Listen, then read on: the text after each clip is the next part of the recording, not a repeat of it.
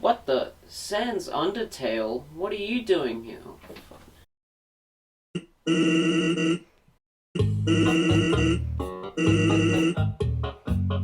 Oh, really?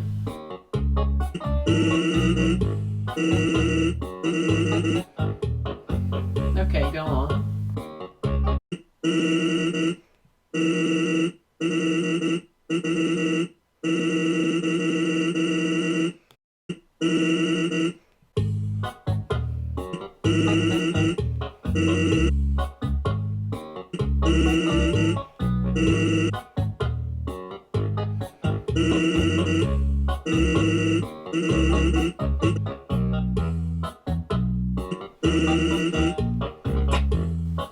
Damn it, I hate it when he teleports away like that. Well, anyway, hey everybody, it's me, Green Films Official, and well, you heard the skeleton. Looks like I have to make a YouTube video today. But what should I do it about? Well, Sans is from Undertale. I love Undertale. It's probably in my top 10 games of all time. The game takes place in a world where both humanity and monsters rule the earth, but then a war breaks out between both species, and the humans win the battle and lock the monsters underground with a magic spell. Years later, a small child falls down a hole near Mount Ebott, which leads to where the monsters now live. And that's where you come in. You take control of a small child named Frisk, or whatever you decided to name them at the start of the game. You have to find your way back home and out of the underground, and along the way you meet very colorful characters such as Toriel, the overprotective mother-like figure, Sans, who is the comedic type, but he knows more about the world than he's letting on, his eccentric but insecure brother Papyrus, the heroine of the underground Undine, Alphys, the royal scientist, Asgore, the depressed king of the underground, and of course, Flowey. Who could forget Flowey? We'll be discussing Flowey real soon. You have battles with all of them, except for Alphys, and you get to decide whether or not you spare them and become their friend, or kill them all, or just kill some, but spare others. You may be thinking to yourself, Green Films, that sounds so simple. How is this an in-depth analysis video? Well, you know how I mentioned a certain flower earlier? Yeah. Flowey is the first character you meet in this game, and he seems friendly enough. He offers you advice on how the underground works and takes you into the battle system of the game. There he tells you that the little heart you see is the culmination of your very being, and then he says love is shared in the underground through little white friendliness pellets, and sends a few at you. However, something seems off. If you intentionally avoid them, he gives you a suspicious facial expression. And then, if you actually collect them, this happens.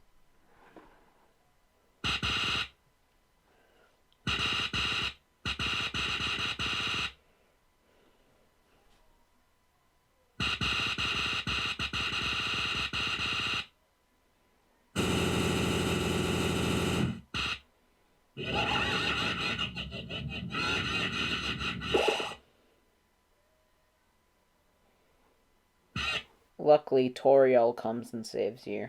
It's from this first encounter with Flowey that you know Undertale isn't going to be a conventional gaming experience. Toriel then guides you through the ruins, her homeland, and serves as the true tutorial of the game. And you better be careful in the ruins, because things you do in this tiny little area will come back to haunt you later on in the game. Once you try to leave the ruins at the end of this little part, Toriel fights you to test your strength.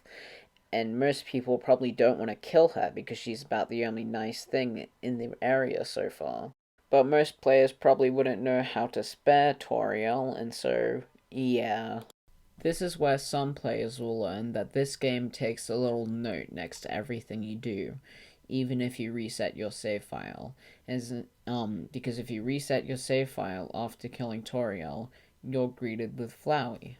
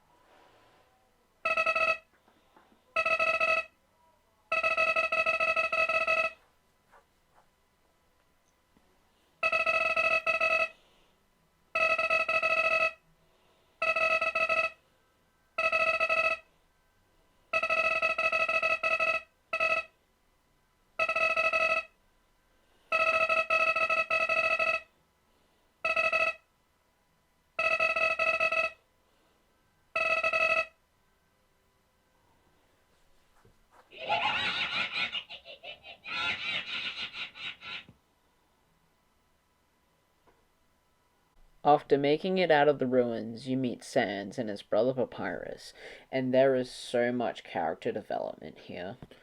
You learn that Sans loves cracking jokes and that he's lazy.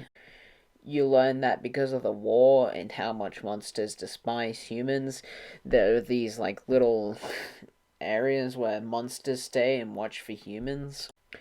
And that Sans is too lazy to actually want to catch anybody. But that then his brother Papyrus is the complete opposite, being a human hunting fanatic, thinking it will get him all the things he utterly deserves, and that he disapproves of Sans' laziness and his humor. You know what? Now that I think about it, every main character in this game gets a ton of development. A great example of this is Undyne, who, when you first encounter her, seems like this ruthless, threatening character who just wants to kill humans no matter what. Papyrus seems genuinely terrified of her in this scene. And one thing that only complements that is how she constantly hunts you down during the waterfall segment of the game. She seems like a ruthless, remorseless character, but everyone you meet in the waterfall says how great Undyne is, so this can't be the case, can it? Then you get to the fight with her, and it's revealed through her dialogue during the fight that she actually views you as a ruthless villain, and that she believes the way she's hunting you down is the only way to defeat this evil villain. But then if you spare Undyne and decide to become friends with her, then you have this great hangout sequence where she starts warming up to you and realizing humanity isn't so bad after all. And then later, during the Undyne and Alphys date, later in the True Pacifist route, we learn that Undyne is able to look past the flaws and focus only on the good things of those she loves.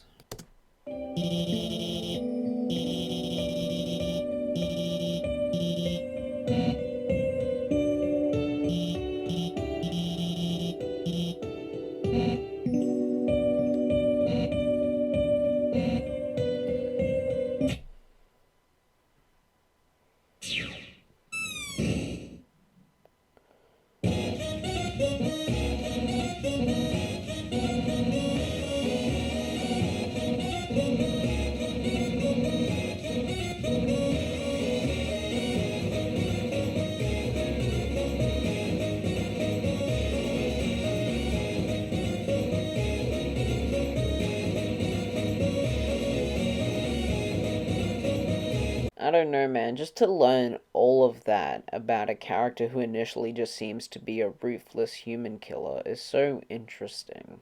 And you know what? A lot of what I just said about Undyne can be applied to a bunch of the other characters in this game, too. Take, for example, your guy during the Hotland portion of the game, the shy and timid yet sort of eccentric Alphys. Well, Alphys isn't exactly the ruthless human killer that Undyne is when you first meet her. In fact, actually, when you first meet Alphys, she's very friendly to you, there is more to her than what you initially think. In fact, she initially seems kind of annoying because she's constantly interrupting you when you're making your way through the Hotland.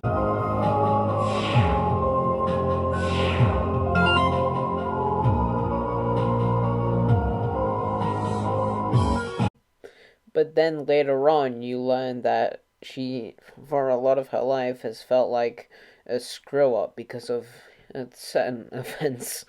And so, her constantly interrupting you and talking about things is probably just her trying to look likable, and that you've actually made her feel helpful for the first time in forever.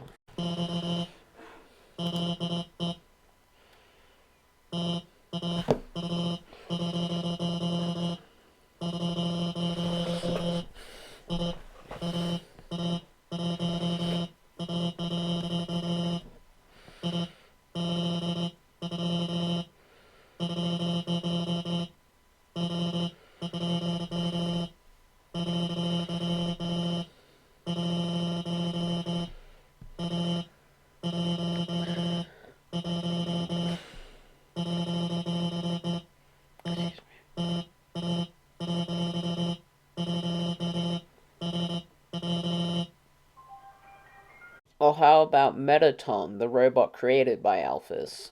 Metaton was designed to be a game show robot. However, he was built with anti-human combat features, and so just like Undyne, he initially seems to be a ruthless human killer. However, once he realizes that he's loved by the inhabitants of the underground, he no longer wants to kill humans anymore, but just to entertain. The fact that he's willing to change shows that there's more to his character than a human murdering attention seeker. Then there's Sans, who is established to be a comedic nihilist, and while he is exactly that, he's also like a time guardian who wants to prevent all the timelines from being corrupt. Oh yeah, there's some timey-wimey stuff in this game. We'll get to that later. Or how about Asgore Dreamer, who is the king of the underground? He's hyped out throughout the game as this evil child murderer who wants to destroy humanity. And while yes, those are his goals, there's a little more to him than that. When you make it to his quarters at the end of the game, yeah, he makes it clear that he's gonna kill you, but he seems really reluctant about it.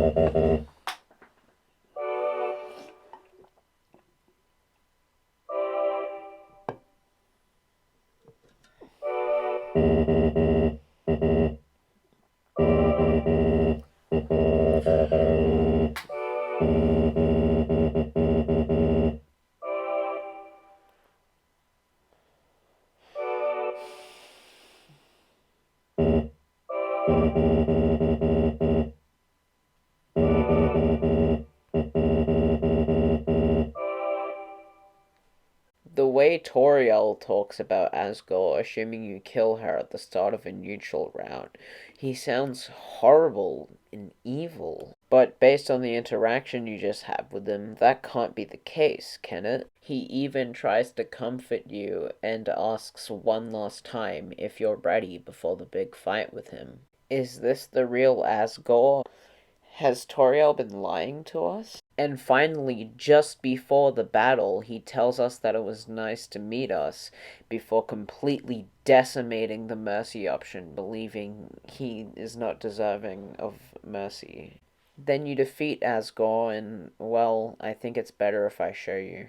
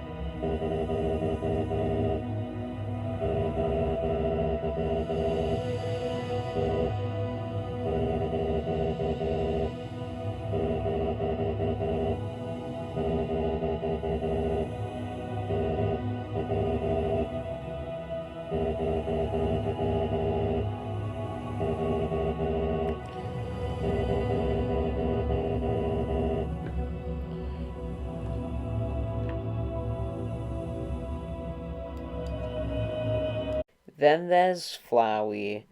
Good old Flowey. What, you thought he was just a one-off monster because he gets absolutely destroyed by Toriel at the start? No, this serial murderer has a character arc too. So after you beat Asgore, whether or not you choose to kill or spare him, it doesn't matter. Flowey comes in and murders him.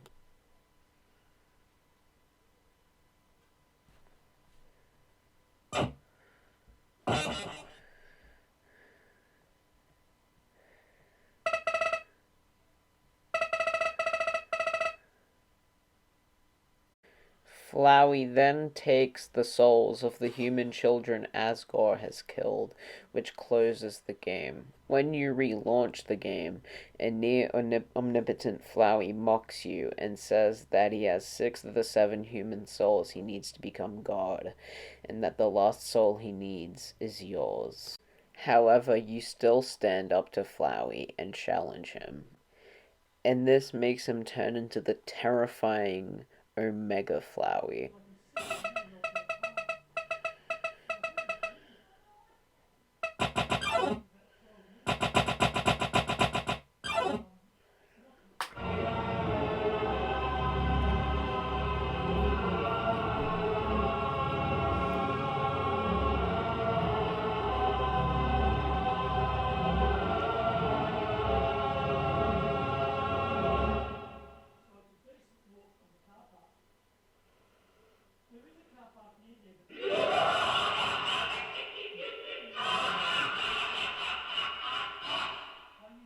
Have fun trying to sleep tonight while thinking about Omega Flowey. After a long and hard battle, the souls rebel against Flowey. After this, you see an injured Flowey just sitting there, and you're given the option whether or not to kill or spare him. Killing him isn't a very wise idea, as it corrupts all possible timelines, meaning that there's no positive outcome for any of the monsters. If you spare Flowey, he seems confused, not sure of why you're being so nice to him, and he runs away. Then you walk straight out of the underground, completing your journey and rolling the credits. After the credits, Flowey wants to have a word or two with you.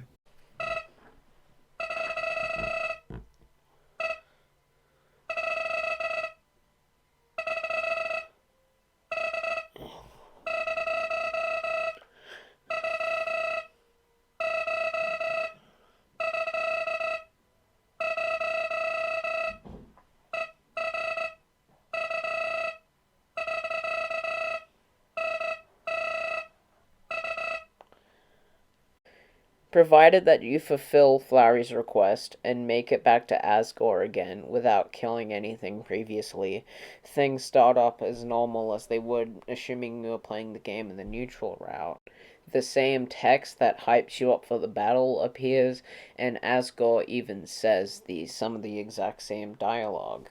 However, right before Asgore destroys the Mercy option, something very, very different happens.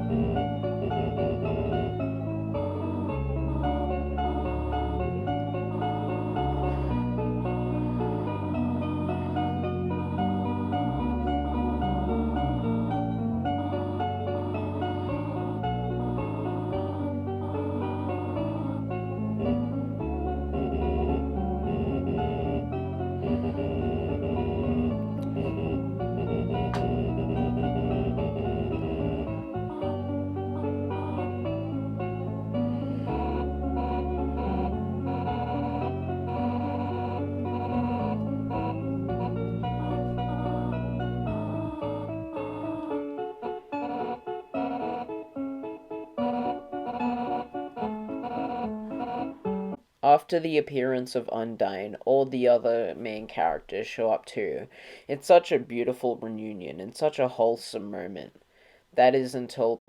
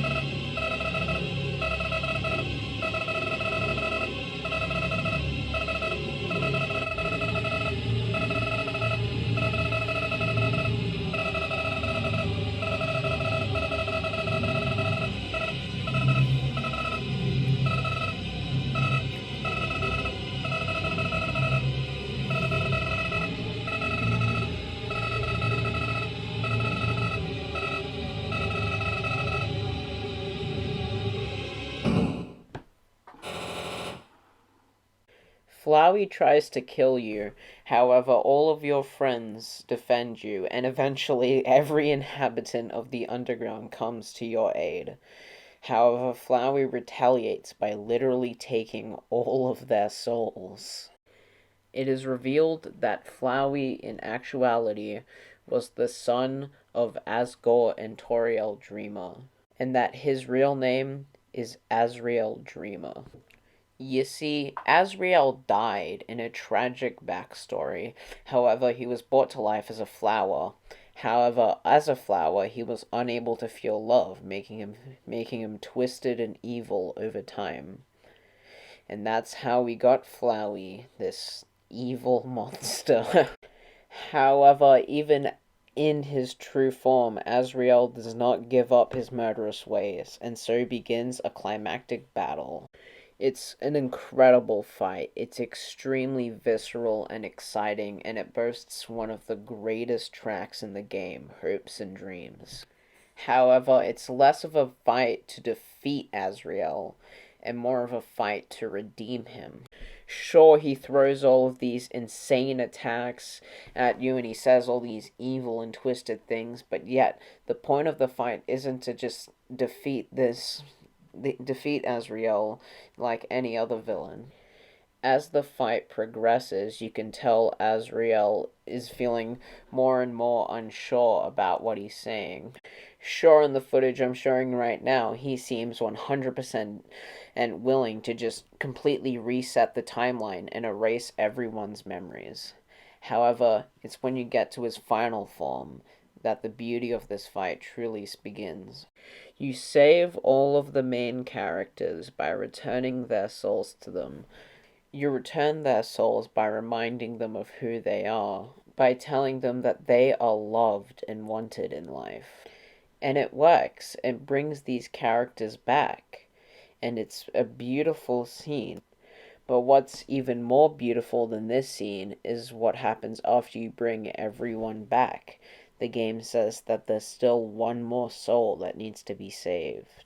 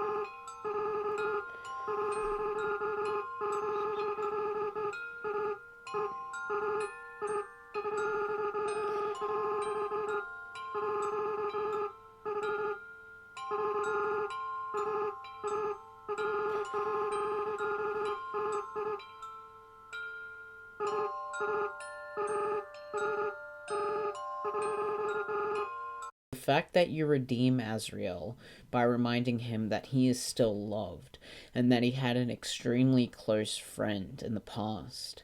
It's it's so beautiful. I love this moment to death. Azrael uses all of the monster souls in order to destroy the barrier trapping monsters underground, before then kindly returning them all. However, this turns him back into Flowey. Then you get this beautiful ending sequence showing all of the main characters and a bunch of other monsters too living life on the surface, finally free from the shackles of the underground, simply because you were able to look past the flaws of people and realize how beautiful they truly were. I think it's a testament to how great and complex the characters of this game are when even someone like Flowey, who initially seems to just be pure evil, can be redeemed in a way that feels realistic. Alright, so that's Undertale. Pretty amazing game, honestly. What do you mean, what's with the puffy coat? I'm just going on for a walk. What? You thought there was still more to the video? Please. That's all I need to cover. Genocide route? What are you talking about? I don't have to cover any of that.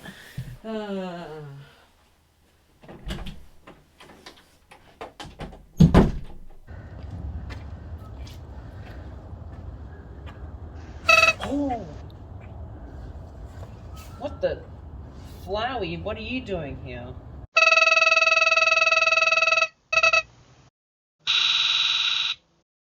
No, Flowey, I don't want to. I don't want to hurt my friends. Well, to be fair, you're not either. I don't even know how you're here right now.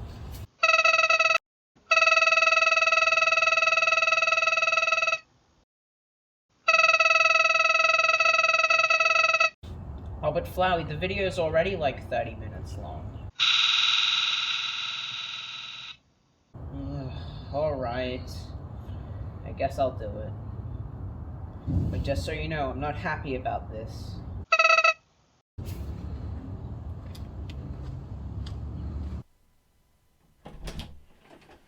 Alright, fine. You know what? Fine. The flower wins. The goddamn flower wins. Let's talk about the genocide route. It's easily the most confronting route, as to beat it, you have to kill a bunch of monsters and your friends, pretty much, if you've played the previous routes. The game never allows killing to feel fun, and it always has this moment of silence whenever you kill someone, just to let you know you have just taken a life, and just to let you think about that. It even, like, messes up the game and changes things. For example, messes with the game's soundtrack. Tracks like this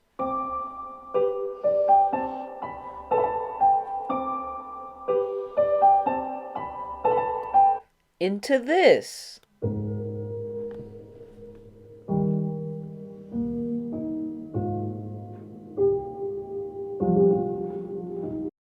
There's this shop in Snowdon Town, and when you go in it in the neutral or pacifist route, it's all like...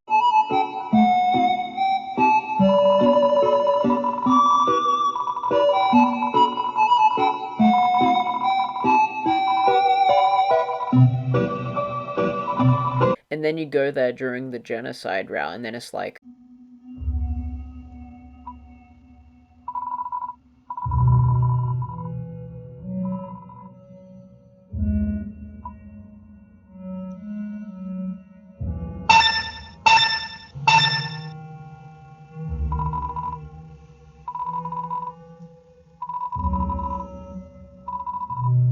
Places that are damn near bustling in the pacifist and neutral routes are just completely empty in the genocide route, as all the inhabitants have evacuated upon the news that you're coming. It's terrifying. Some characters don't even recognize you as a human anymore.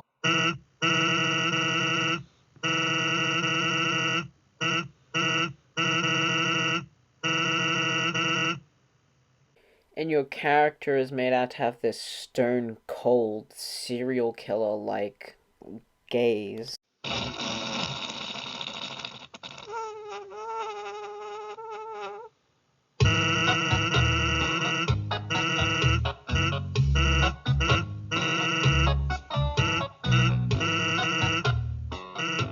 the fight against Undyne is way harder. I think it really says something that Flowey, of all people, is terrified of you by the end of the game. And it all leads into one of the most legendary moments in video game history.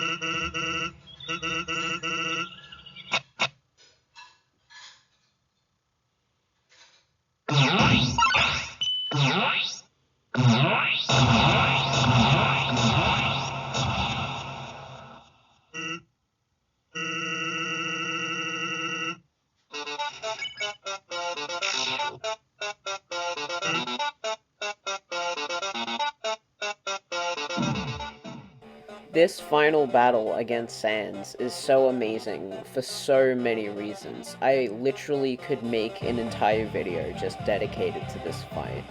There is a damn good reason why there is so much fan art, why there is so much fan animations of this fight, and why Megalovania became such a huge meme. You know how I mentioned that this game has some timey-wimey stuff going on and that Sans is like a time guardian?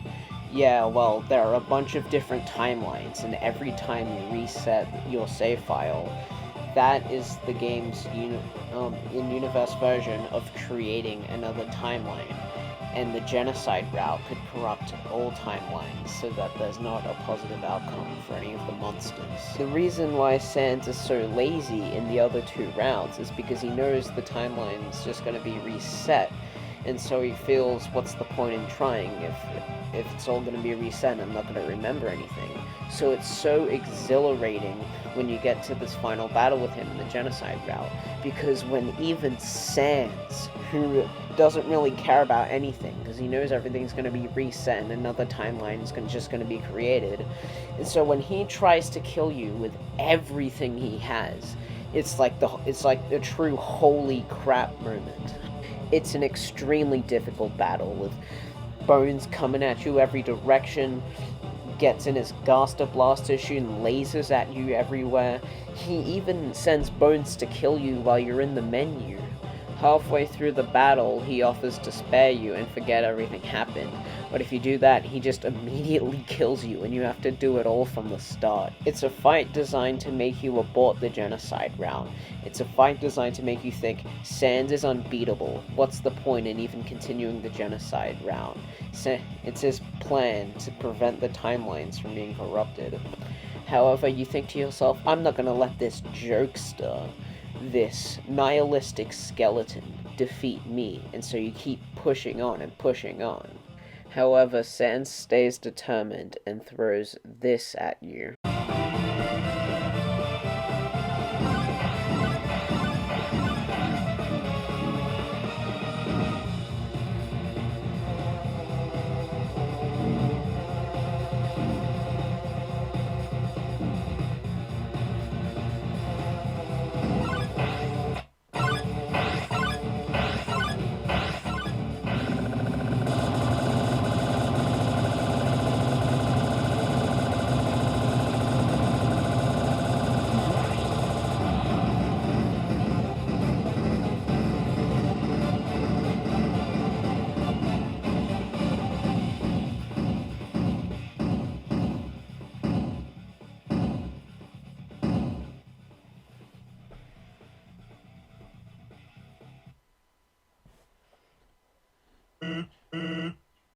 However, Sans quickly realizes that even all of that isn't enough to stop you, and decides that he's just gonna be permanently his turn during the battle, and you're never gonna get a chance to attack him again.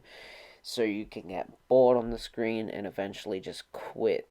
However, if you wait on the screen long enough, Sans, who's exhausted from all the energy he used to fight you, falls asleep, and then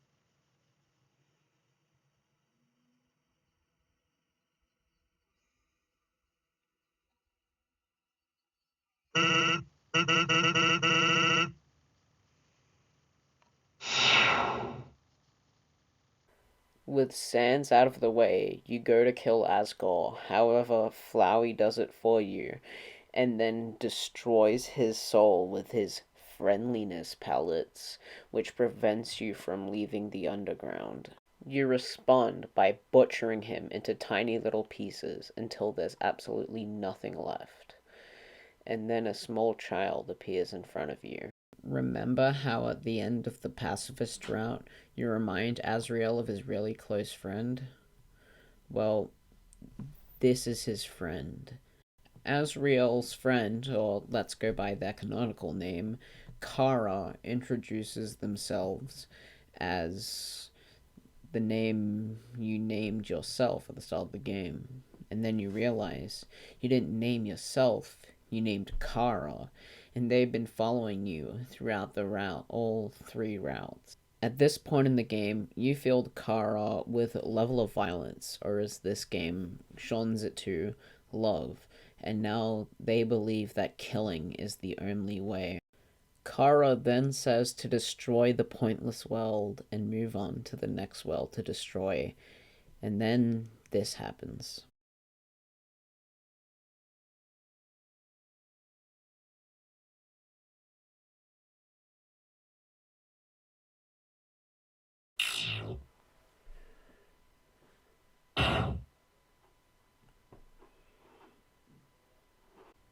Then the game closes. When you relaunch the game, it's just a black screen with the sounds of wind. Wait for 10 minutes, and Kara will return and offer to take your soul in exchange for recreating the world. If you accept the offer, things start off as usual. However, if you beat the pacifist route again after doing genocide, things are a little different. At the end of the pacifist route, you get two choices: stay with Toriel or say that you have places to be. If you beat the pacifist route without doing genocide prior and you choose to stay with Toriel, you get a nice post-credit scene where you sleep in bed and then Toriel places some pie beside your bed. And then if you say you have places to go, you get an adorable picture of you and all of the main characters of the game. If you do pacifist after doing genocide, this is what those endings are replaced with.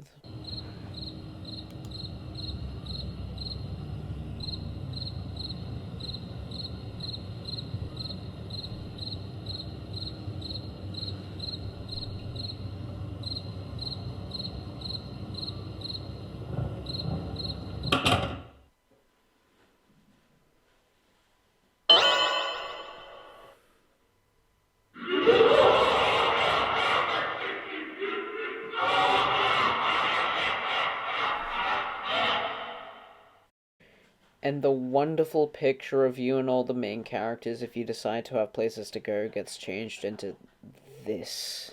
Kara possesses your body, and everybody dies anyway, even despite your efforts to spare everyone. However, you can't really say Sans didn't warn you this would happen. This is the game's way of punishing you for doing the genocide route by taking away what you love. However, the game actually rewards you for doing the pacifist route, not just with that beautiful ending, although that is a great reward, but complete the pacifist route a number of times, and Sans gives you the key to his room. Within his room, there is a key. If you take that key, you can use it to unlock a secret door just outside the Skeleton Brothers' house. And it shows that Sans once worked in some kind of laboratory, giving you more lore, hence rewarding you for doing the pacifist route. But again, doing the genocide route only takes away. It's, in my opinion, one of the greatest morality systems in any video game. Say, in a game like Infamous Second Son, which has a morality system, the game doesn't really punish you for being either a good guy or a bad guy. You can just play the game twice, once as a good guy and once as a bad guy, and nothing happens to your game. Undertale actually punishes you for doing bad things by changing the endings of certain routes and making the game honestly kind of more disturbing. It's a game that begs you not to do the genocide route in numerous clever ways. A lot of characters say a lot of subtle things that essentially mean don't kill people, and then the actual gameplay of the genocide route where you have to walk back and forth until you've killed every single monster in that area is designed to be as tedious as possible, again trying to get you to quit the route. Or how about the Sans battle being the hardest boss fight in the game, trying to make you quit. Honestly, the only character who recommends that you kill everyone at all is Flowey, but he's the bad guy. It's a game that says showing a bit of mercy is a powerful thing, and it can bring out the best in even really bad people. See, look what it did for Azrael. It's a game that's resonated with me ever since I've first played it. Steam says I have approximately 60 hours of playtime in this game, but honestly, I love this game so much that I bet you in a couple years, Steam will say I've put in 60 hours more. And that's a wrap for this ridiculously long Undertale video. If you made it to this point, thank you so much for watching the whole thing. It means a lot. And if you enjoyed, why not leave a like, subscribe if you haven't already, and leave a comment telling me what you thought about the video.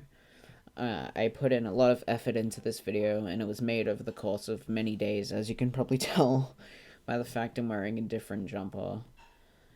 I know I know this was a very long video, but I had a blast making it, and I hope you had a blast watching it. And with that said, I've been Green Films Official. Thank you so much for watching, and I'll catch you in the next one. See you later.